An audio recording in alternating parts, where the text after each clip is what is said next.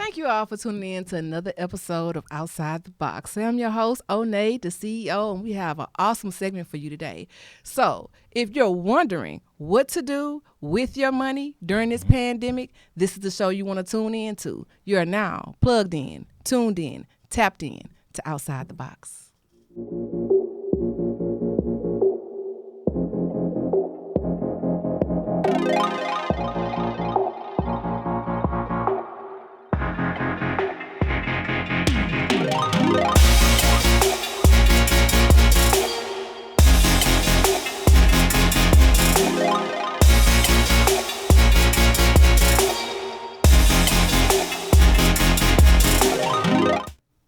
Oh, it's so awesome to have you all back with me today. And today we're going to be talking about money matters. And I have none other than a mogul in the building. I have Ryan Aykers. Y'all give him a round of applause.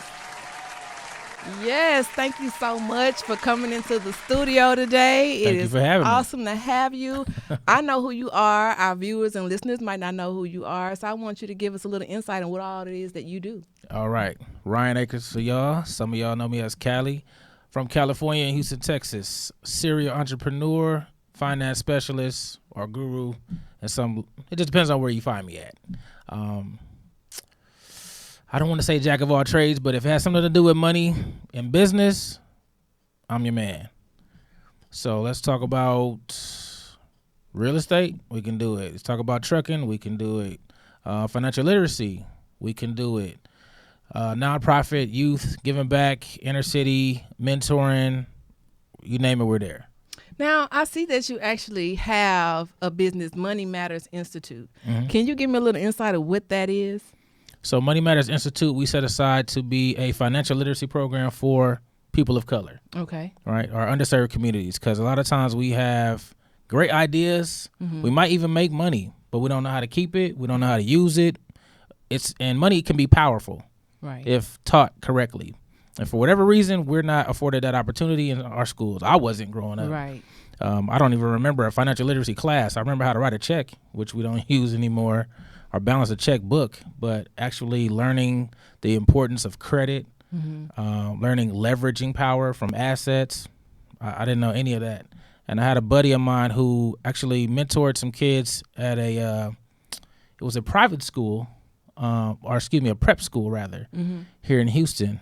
And he was an African-American guy, but he was going to an all-white prep school, teaching them financial literacy.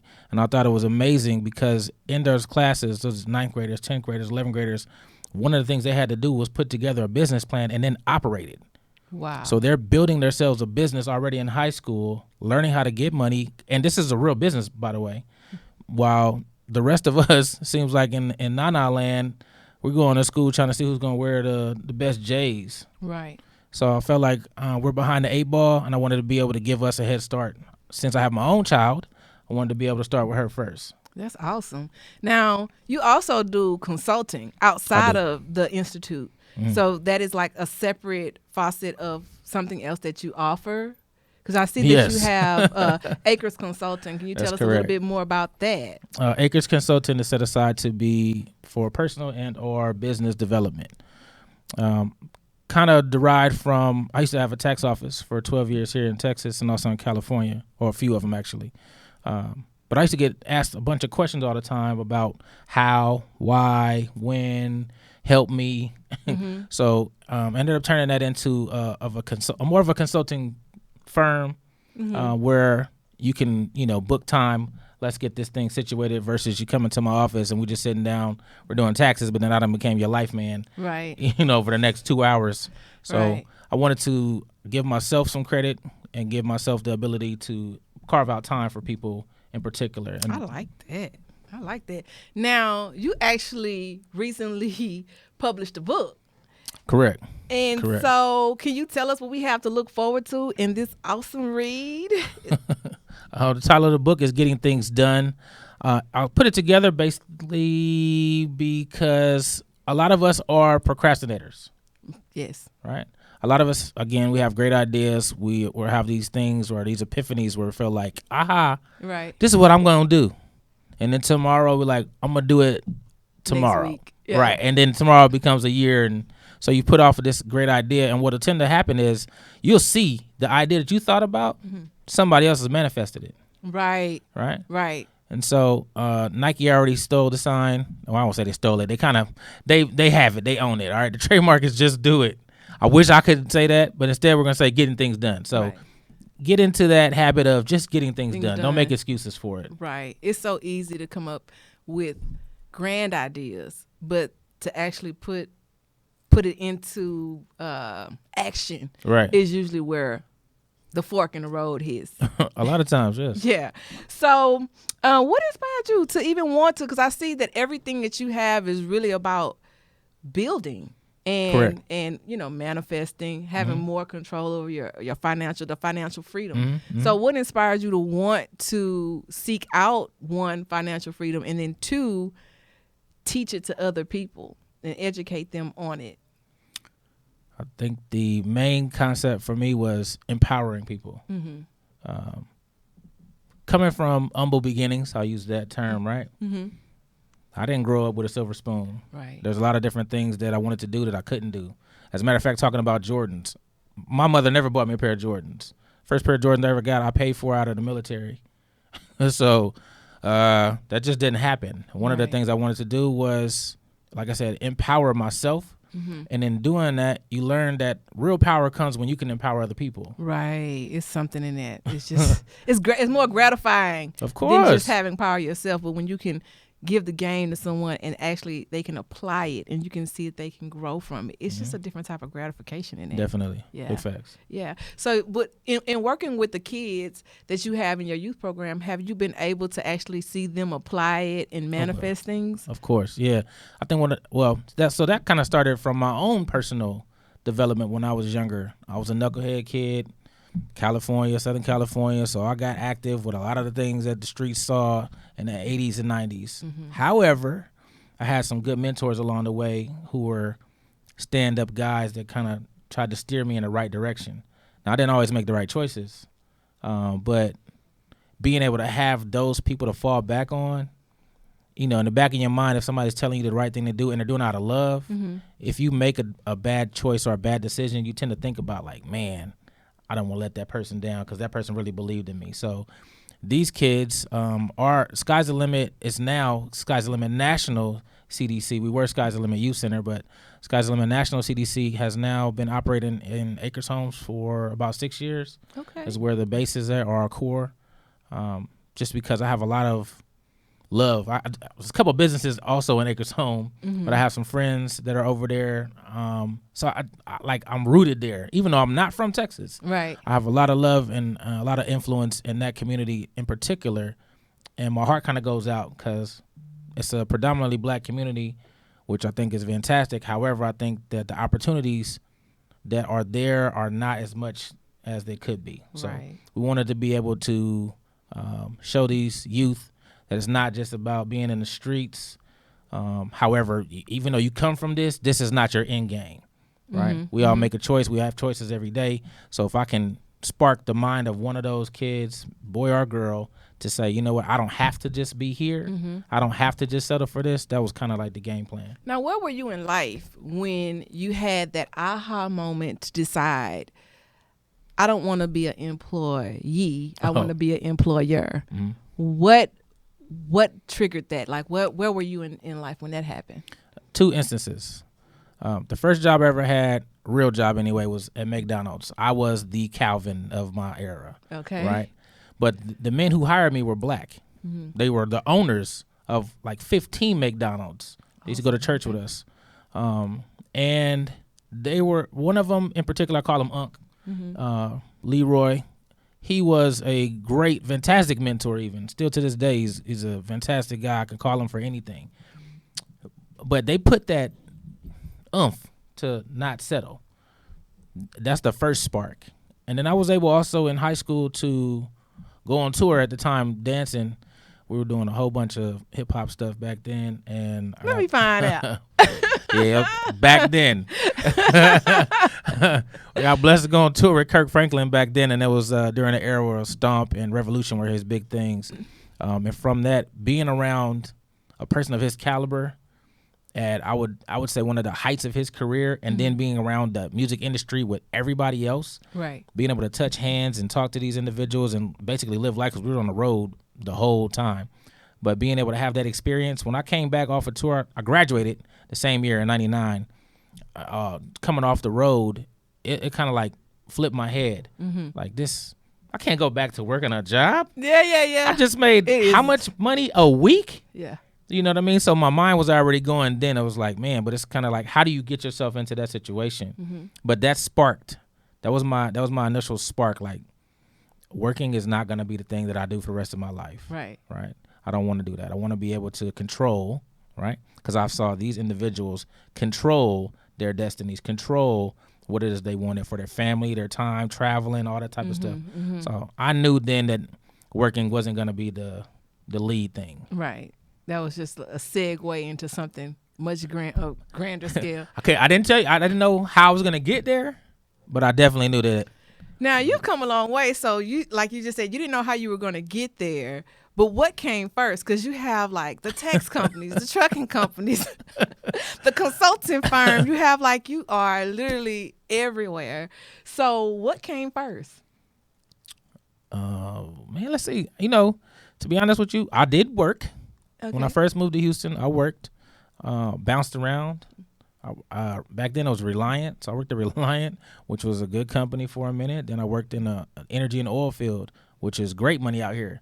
So for me, coming from California, where we didn't really have the jobs like that afforded to us, to come into Texas and seeing... And the cost of living was like way cheaper. Ridiculous. When I came here, the gas prices were like $1.50. In California, it was already $3.50 plus. Yeah. So I felt like I won just off of moving. But then coming down here and seeing people that look like me being successful, driving nice cars, living in huge houses, I'm like, this has got to be the creme de la creme. Like, I just came to heaven. So it took me a minute to kind of find that. And I used to land good jobs, and I would probably stay there a year. And I remember my mom asked me one time, like, Ryan, what's going on? Like, you get all these good jobs that people will die for, and you quit. Because literally, I would just be quitting. I would just wake up one day and be like, no, I'm not going. I'll figure it out. Right. Mind you, I had a child already, so I'm really living freelance right now. But I just knew inside of me there was an unction to say that I wanted to do something different for myself. Got a break. I went to go register my nonprofit, and the guy that I was registering with actually was talking to me while he was registering the company for me, and I guess I piqued his interest. He offered me an opportunity to come to a training class to learn the tax game. I said, okay, what do I have to lose? At this point, I was trying everything else. It's like, okay, let's try it. I went to the tax class. There was 10 people when we started. Within a week, I was the only person left. Wow. So I took it as a sign like, okay, let me just try it. Started part-time, and not too long after that, he just made me a partner. Wow. I came in there, just busted my butt. And I remember when I actually quit, because I quit again, when I quit working for the oil field, I had made like so much money in this one particular day. I was just counting it up, cash, mind you. I was like, there's no way I'm going back to work for, 16-hour days, slaving, going back home, take a shower just to get back up and do it all over. And I just sat in a chair, AC, I'm chilling, and I just made the same money in a day. Right. No. Yeah, so that's what started the Click. tax business. Instantly. And it grew from there. So when you decided to step out and start your own tax business, did you have a support team, or did you just jump out there? I have always been a solo guy, right? I live on the edge. I get pretty much my whole life.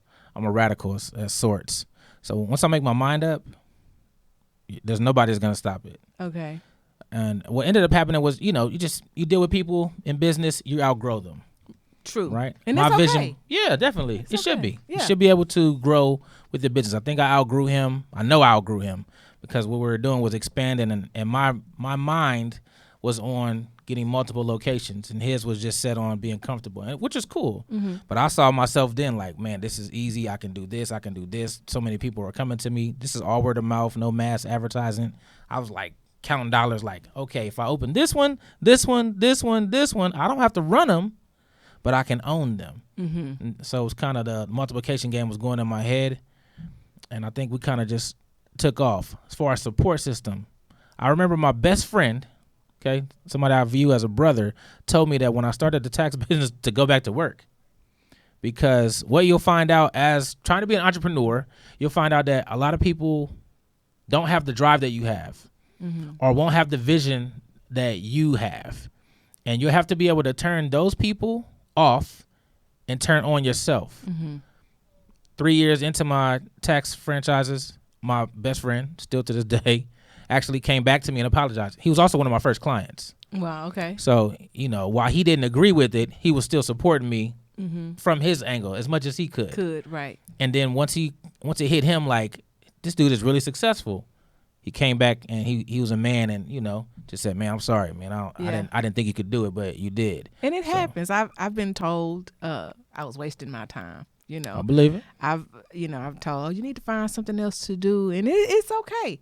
I was discouraging it, and if I would have listened back then when I first said I wanted to write a book, and they was like, oh, you're wasting your time. When I said I wanted to be a poet, and I was doing poetry every Sunday, they're like, why are you going to the poetry lounge? Not knowing, here it is 20 years later, I can go get paid $750 to do a 15-minute poetry set. Right. You know what I'm saying? Which is dope, by the way. Yeah, thank you. But that came from believing in what God gave me, and his promise was that our gifts is going to make room for us, but we have to apply them. We have to apply them. You can't just be gifted. You can't just be gifted alone. You have to actually put some action behind that gift. You're preaching right now. Yes. So what advice could you give someone that wants to step out and be an entrepreneur that's still working for a different company right now? Because, that's how we all start. I mean, I still work for an investment firm because that's my for show money. Right. There's no knock on that. Yeah. So what advice could you give someone who's wanting to take that leap and be an entrepreneur? What are some solid tips you can give them? I would tell that person, one, believe in yourself, which it comes with faith, having faith in all of those good things. Pray. Definitely, because being an entrepreneur is not the easiest task. You will face a lot of hills, obstacles, rocks, roadblocks. I mean, if you name it, it's going to come to you as an entrepreneur. But there's a reason for that, because they call it risk and a reward. Those people that are entrepreneurs, as you know, take the most risk. Yes. Right? So it's only right that we reap the most reward. Yeah. Right? And I tell people all the time, like, if your dreams don't scare you or make you nervous, they're not big enough. Correct. Because that means you're too comfortable. Right. Growth should cause a bit of discomfort. That's why they call it growing pains. So when you're going through that transition, you have that, I don't know, but I'm going to do it anyway because I trust my gut. There you go. And then that's when you see the fruits of your labor manifest. But as long as you're sitting back and you're listening to the naysayers, I'm like, oh, that's impossible. Yeah, it's going to stay impossible for you. If you're one of those people, yeah. If you're one of those people that live to please people, you might not be an entrepreneur. Right, it's not for you. Yeah. Because being an entrepreneur, you're going to piss some people off. You should. Yeah. I think if you're not pissing people off, you're not doing something right. Right, so. Yeah, because you can't make everybody happy all the time. Right. Now, so when you started your trucking company, can you tell me about that? Because I see you have your taxes, you started your franchises and everything. How did you roll over into the trucking? So sporadic. When I got into the trucking field, first I started a moving company first. Okay. To be honest with you. So I had a buddy in San Diego who was doing a moving company. We went to high school together. He went to the military as well. And I was kind of watching him. I mean, he was flashy. My dude, he's still flashy. Mark, what's up? Anyway, a flashy guy, but I'm like, what's he doing? And he told me, I got a moving company. He was telling me his operation, basically the whole, his whole get down. And for me, I'm like, I'm a numbers dude. All I care about is the numbers, because if numbers make sense, then it makes sense. It makes sense, right? Well, he told me his numbers, and I was like, I'm starting one next week. Let's partner up. And that's basically how it started. I sent some guys out there in California, actually, and we did the moving company. But they didn't really go as planned. But I'm not a quitter. Right. So I ended up kind of morphing the moving company into a box truck company, and we're delivering for Sears up in Austin, up in Dallas, up in Houston. It wasn't really making me the money that I thought I was supposed to make. It was a lot of maintenance, blah, blah, blah. Heard from some other people, maybe you should get into dump trucks. So we morphed again into the dump truck world. Went out. By this time, I have acquired a partner now. Mm-hmm. So myself and my partner went out. We just basically, he's a go-getter also, because I can't be with a partner who is not motivated. And my guy is dope. So we both sat down, had a little conversation about dump trucks. It was like, we need $50,000. And I promise you, within a week, we were like, let's go get the dump trucks. Manifestation is powerful, speaking into existence. Yes, and that follow through is real. Right. Yeah. So from there, we did the dump truck thing in Houston. What I found out is if it rains in Houston, the dump truck's not working for a couple of days, which means you ain't making no money. Right. So kind of fly by night, we was like, let's try the semi truck. We sold the dump trucks, got one semi. And in the last 12 months, we've been able to acquire what would seem like one semi a month, but we now have 12 under the fleet. So kind of one of those things that I didn't see coming. No, just I thought I had a million jobs. I think you got me out. We about neck and neck right now, huh? I might be part Jamaican. I don't know yet. I don't know either. So it seems like you have your hands in so much. And now the due diligence part of it. Mm-hmm. Was that hard for you or was you just trusting your instinct and just jumping and just taking that risk? I was getting things done. Getting things done. Like I said, if you're going to be that type of person or entrepreneur, the people that I looked at in business were people that just did things. Mm-hmm, mm-hmm. For me, I was looking at Diddy when I was growing up, or Puffy, Sean Puffy Combs, whatever you want to call him, right? Yeah. He was just a pretty awesome dude. I loved his swagger. I love the fact that he went from music to clothes to real estate to vodkas. Like, I'm like, this dude do anything. Yeah. If it touches his hands, he makes it work. Mm-hmm. Does he know he's gonna make it work? Maybe not right up first, right. But he has the wherewithal to know that he's not gonna quit. Right. So taking that into account, I just said the same thing with if I'm gonna jump into anything, relationship, personal, business, we're gonna go. Yeah. I'm either all or nothing. So you'll find that out. Like, anybody who deals with me just knows if I got your back, I got your back. Period. That's dope. Now, if it's something that you could do differently in this business game, what would it be?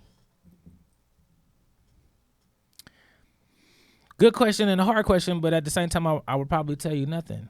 And I can honestly say that because the lessons that I learned, I wouldn't trade those for the world. Right. Because that's brought me to where I am now. And some of those lessons were really hard lessons, right? Having to do with like life, dealing with bad partners, just horrible situations, people that try to screw you over, people that undercut you, people that want a middleman this, and people that don't want to see you succeed, people that you hire thinking that they're smarter than you in that field because you hired them and then trying to go out there and take your vision and go with it. Right. You know what I mean? So those things all molded me into who I am and where I am right now. The beast, as I like to call it, but I'm a very mild-mannered man when I need to be. And then there's occasions where Suge Knight comes out. So I think if I took that away, I wouldn't be where I am right now. You know what I mean? I might be a few steps further away, and I don't want to be there. Well, that's awesome. So tell us where we can find you. I know you have your own Instagram page. Correct. Only Correct. Ryan Knows Best. That's correct. And they can find you, follow you, stay up to date. Please do that. Tips. Follow your boy.